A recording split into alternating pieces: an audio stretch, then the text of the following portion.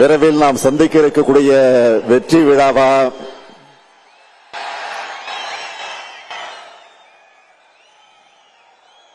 இது கரூர் இல்ல, திராவிட முன்னேற்ற கழகத்தினுடைய ஊர். இந்த ஊர்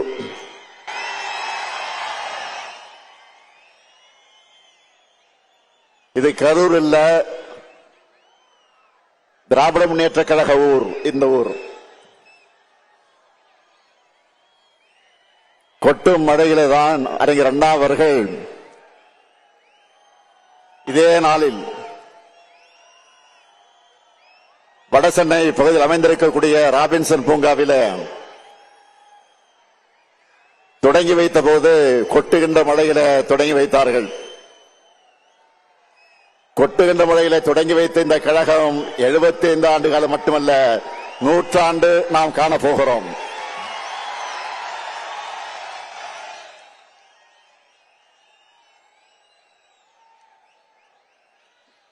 உங்ககிட்ட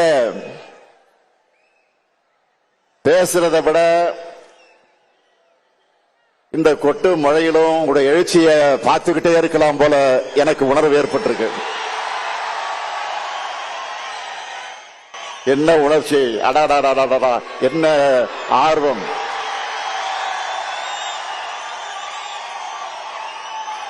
என் உயிரோடு கலந்திருக்கக்கூடிய முத்தமிழங்க தலைவர் கலைஞர் அவர்களின் உடன்பிறப்புகளே, உங்களுக்கு என்னுடைய முதல் வணக்கம்.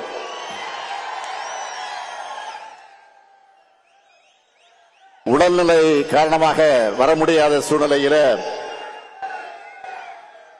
இந்த நிகழ்ச்சிகள் அனைத்தையும் தொலைக்காட்சியில நேரடியாக தொலைக்காட்சியில பார்த்துக் கொண்டிருக்கக்கூடிய பொதுச் செயலாளர் அண்ணன் துரைமுருகன் அவர்களுக்கும் என்னுடைய வணக்கம்.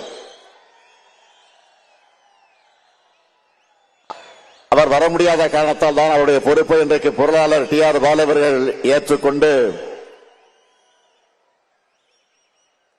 தலைமை பொறுப்பு ஏற்றுக்கொண்டு இந்த நிகழ்ச்சியை நடத்தி கொண்டிருக்கிறார். அவருக்கும் என்னுடைய வணக்கம்.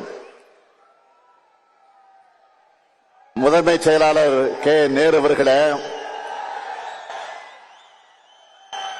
துணை பொதுச் செயலாளர்கள் பெரியசாமி அவர்களே, திருச்சி சிவா அவர்களே, ராசா அவர்களே,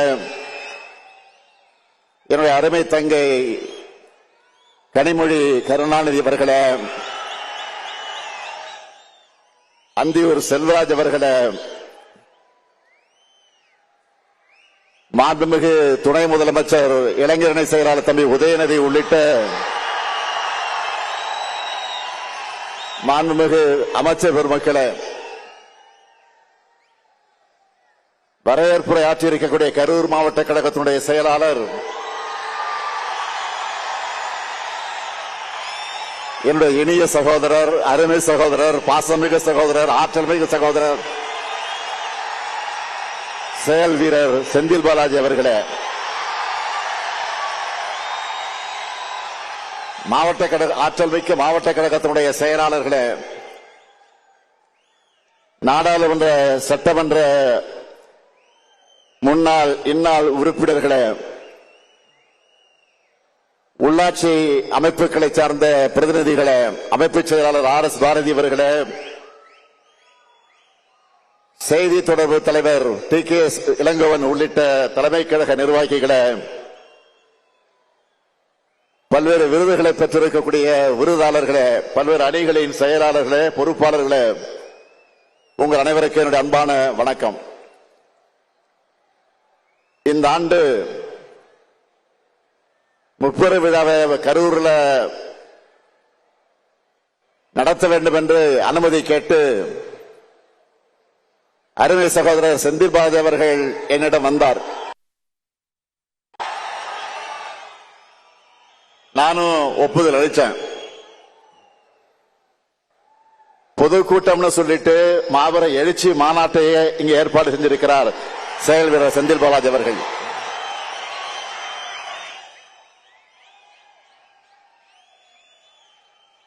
நாம கோடு போட சொன்னா ரோடு போடுவாரு. நீங்க பார்த்திருப்பீங்க. ரோடு போட்டு அந்த ரோடு மேலதான் நான் வாகனத்தில் வந்தேன்.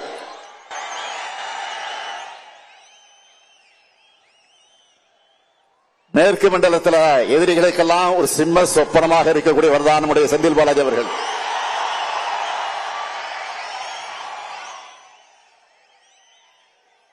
அதனாலதான் அவர் வெளியில இருந்தா தங்களால் நிம்மதியா தூங்க முடியாதுன்னு அவரை முடக்க பார்த்தாங்க. ஆனா அவரை முடக்க முடியுமா? எடுத்த பணிய வெற்றிகரமா முடிச்சு காட்டுவார். நான் உறுதியா சொல்றேன், கழக வரலாற்றிலே இப்படி ஒரு பிரம்மாண்டமான முப்பெரு விழா நடந்திருக்காது.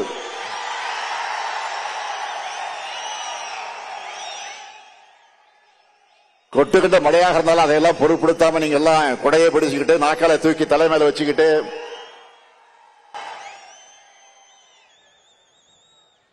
இந்த நிகழ்ச்சியை நடத்திக்கிட்டு இருக்கீங்களே, அது ஒன்றே சாட்சி. இந்த நிகழ்ச்சி சிறப்பாக இருக்க வேண்டும் என்று உழைச்சிருக்கக்கூடிய அருமை சகோதரர் செந்தில் பாலாஜி அவர்களுக்கும் அவருக்கு துணை நிற்கக்கூடிய கரூர் மாவட்ட கழக நிர்வாகிகள் அனைவருக்கும் என்னுடைய பாராட்டுக்கள், வாழ்த்துக்கள். தலைமை கழகத்தின் சார்பிலும் என்னுடைய இருகரங்குடைய நன்றியை நான் அவர் அத்தனை பேருக்கு நான் தெரிவிச்சுக்கிறேன்.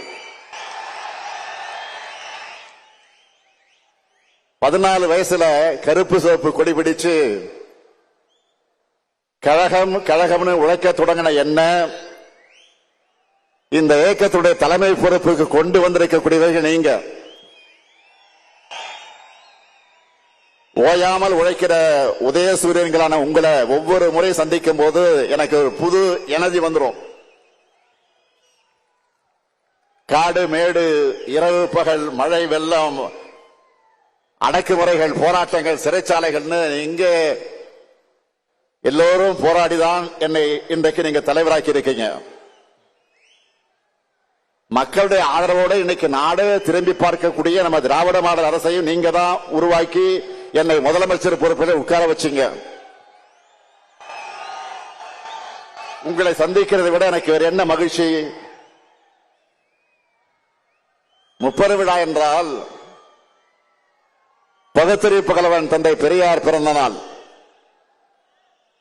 பேரறிஞர் பெருந்தகறிஞர் அண்ணா பிறந்த நாள், அறிவியக்கமாம் திராவிட முன்னேற்ற கழகம் உதயமான நாள் ஆகிய மூன்றையும் சேர்த்து இந்த திராவிட மாதத்தில முப்பெரு விழாவை நாம் கொண்டாடுகிறோம். இந்த விழாவில் நாம் கடந்து வந்த பாதையை திரும்பி பார்த்து அதில் உள்ள மேடு பள்ளங்களை திருத்திக்கவும், நாம் அடுத்து செல்லவுள்ள பாதையை வெற்றி பாதையாக செப்பனிடவும் ஓரிடத்தில் ஒன்று கூடியிருக்கிறோம். கூடி கலையும் விழாவாக இல்லாமல் அறிவார்ந்த உரையாடல்களை நிகழ்த்தி கருத்தாளமிக்க எண்ணங்களை பகிர்ந்து கொள்கைகளை கூர்ந்திட்டும் நிகழ்வாக இந்த நிகழ்ச்சி நடந்துகிட்டு இருக்கு. அதனாலதான் திராவிட கொள்கை தூக்கி பிடிச்சு உழைச்சவங்களுக்கு மரியாதை செஞ்சு விருதுகளை வழங்குகிறோம். இந்த ஆண்டு பகுத்தறிவு புகழ தந்தை பெரியார் பெயரிலான விருதை கழகத்தினுடைய துணை பொதுச் செயலாளரும் நாடாளுமன்ற குழு தலைவருமான என்னுடைய அருமை தங்கை கனிமொழி பெற்றிருக்கிறார். அவர் பார்த்தால் கனிமொழி, நாடாளுமன்றத்திலே பேசினா கர்ஜனை மொழி. திராவிட இயக்கத்துடைய திருமகளா பெரியாரின் பேத்தியா பார்லிமெண்ட்ல ஒலிக்கிறார். அடுத்த பேரங்க அண்ணா பெயரிலான விருதை நம்முடைய அண்ணன் சிவ சீதாராமன் அவர்கள் பெற்றிருக்கிறார். அரசு ஊழியராக இருந்த இவரை ராஜினாமா செஞ்சுட்டு வான்னு கழக பணியாற்ற வான்னு நம்ம தலைவர் கலைஞர் அழைச்சார். எப்போதும் தலைவர் கலைஞருடைய சொல்லை தட்டாத உண்மையான தொண்டர் அண்ணன் சிவ சீதாராமன் அவர்கள். அடுத்து தமிழக தலைவர் கலைஞர் பெயரிலான விருதை நூற்றாண்டு கண்டவர் அண்ணன் சோமா ராமச்சந்திரன் அவர்கள் பெற்றிருக்கிறார். மிசா காலத்தில் ஓராண்டு காலம் என்னோடு ஒரே கொட்டடியில் இருந்தவர் அண்ணன் சோமா ராமச்சந்திரன் என்பது எனக்கு கிடைச்ச பெருமை. அடுத்து புரட்சி கவிஞர் பாவேந்தர் பாரதிதாசன் பெயரிலான விருது மறைந்த அண்ணன் குளித்தலை சிவராமன் அவர்களது குடும்பத்தினர் பெற்றிருக்கிறாங்க. கலைஞர் அவர்கள் முதலா போட்டியிட்ட குளித்தலை தொகுதிக்கு அவர் அவருக்கு சிறப்பு செய்ய அறிவிச்ச இந்த விருதை அவர் பெற முடியாமல் போயிருந்தாலும் நம்முடைய இதயங்களில் அவர் குடியிருக்கிறார், நிறைஞ்சிருக்கிறார். அடுத்து இனமான பேராசிரியர் பெயரிலான விருதை அண்ணன் மருதூர் ராமலிங்கம் அவர்களுக்கு வழங்கியிருக்கிறோம். தலைவர் கலைஞரிட்ட கட்டளைகளை தவறாமல் நிறைவேற்றின செயல் வீரர் அவர். ஒடுக்கப்பட்ட மக்களுக்காக ஓயாமல் பாடுபட்டவர், இன்றைக்கும் உழைத்துக் கொண்டிருக்கக்கூடியவர். அடுத்து என்னுடைய பெயரிலான விருது அண்ணன் பொங்கலூர் பழனிசாமி அவர்கள் பெற்றிருக்கிறார். மொழி போராட்டம் உருவாக்கின தலகத்தர்கள் அவரும் ஒருவர். கொங்கு வேளாளர் சமுதாயத்தை பிற்படுத்த பட்டியலை சேர்க்க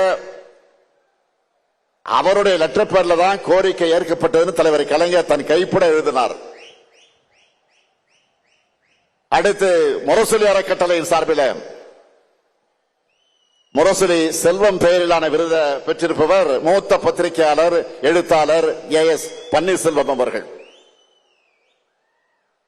திராவிட இயக்கம் வலியுறுத்தி வர சமூக நீதிய, மானுட பற்றை, மனித உரிமை சிந்தனைகளை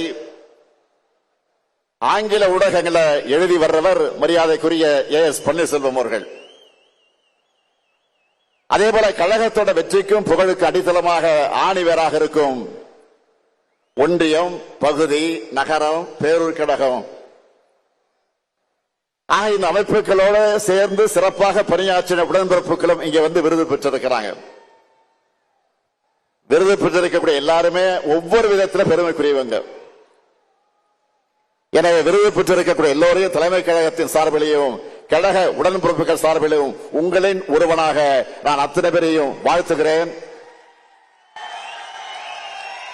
திறமை, உழைப்பு, அறிவு, ஆற்றல் ஆகியவற்றை ஒருங்கே பெற்ற தீரர்களை கோட்டம்தான் திராவிட முன்னேற்ற கழகம். தந்தை பெரியார், பேரறிஞர் அண்ணா, முத்தமிழர் கலைஞர் ஆகியோருடைய வழி நின்று தமிழினத்தின் எழுச்சிக்காக, தமிழ்நாட்டினுடைய வளர்ச்சிக்காக உண்மையா உழைக்கிறவங்க நாம. 2019 ஆண்டு முதல் நாம் எதிர்கொண்ட எல்லா தேர்தலையும் வெற்றி பெற்று வந்திருக்கிறோம். சாதாரண வெற்றி அல்ல, எதிரிகளை எல்லாம் கலங்கடைக்கக்கூடிய வெற்றியை பெற்று வந்திருக்கிறோம். இந்த வெற்றி பயணம் தமிழ்நாட்டு மக்களின் ஆதரவோடு 2026 நிச்சயம் தொடரும். திராவிட மாடல் 2.0 ஆட்சி நிச்சயம் அமையும். நான் பெருமையோடு சொல்றேன், இந்தியாவில் ஆயிரக்கணக்கான அரசியல் இயக்கங்கள் இருக்கு. எந்த இயக்கத்திலும் உங்களை மாதிரி கொள்கை உணர்வோடு தொண்டர்கள் இருக்க மாட்டாங்க, இப்படி கடுமையாக உழைக்க மாட்டாங்க. கழகம் நம்மை காத்தது, நாம் கழகத்தை காக்கணும் என்று உழைக்கிற உங்களை போன்ற உடன்பிறப்புகள் இருக்கும் வர எந்த கொம்பனாலும் திராவிட முன்னேற்ற கழகத்தை தோற்கடிக்க முடியாது. உங்களுக்கு தலைமை தொண்டனாக இருக்கிறது என் வாழ்க்கையிலே நான் பெற்ற பெரும் பேறு. உங்கள் உழைப்பை தொடர்ந்து கொடுத்து திராவிடம் உயர்த்த தமிழ்நாட்டை தலைகுனிய விடமாட்டோம்னு 2026 தேர்தலையும் நீங்க களப்பணி ஆற்றணும். அதன் மூலமாக தொடர்ந்து திமுக ஆட்சி அமைஞ்சதுன்னு நம்ம புது வரலாறு படைக்கணும். வரலாறு படைக்கலாமா? வரலாறு படைக்கலாமா? தயாராகிட்டீங்களா? தயாராகிட்டீங்களா? அதுக்காகத்தான் ஓரணியில் தமிழ்நாடு ஒரு பரப்புரையை முன்னெடுத்து தமிழ்நாடு முழுக்க எல்லா கிராமங்களுக்கும் சென்று, எல்லா வீடுகளுக்கும் சென்று 1 கோடிக்கும் அதிகமான குடும்பங்களை நம்ம இயக்கத்தில் ஒன்றிணைச்சிருக்கிறோம். 1 கோடி குடும்பங்கள் நம்ம நம்பி இணைந்திருக்காங்க என்றால் அந்த நம்பிக்கைக்கு என்ன காரணம்? தமிழ்நாட்டை காக்கும் காவல் அரண் திராவிட முன்னேற்ற கழகம் மட்டும்தான்.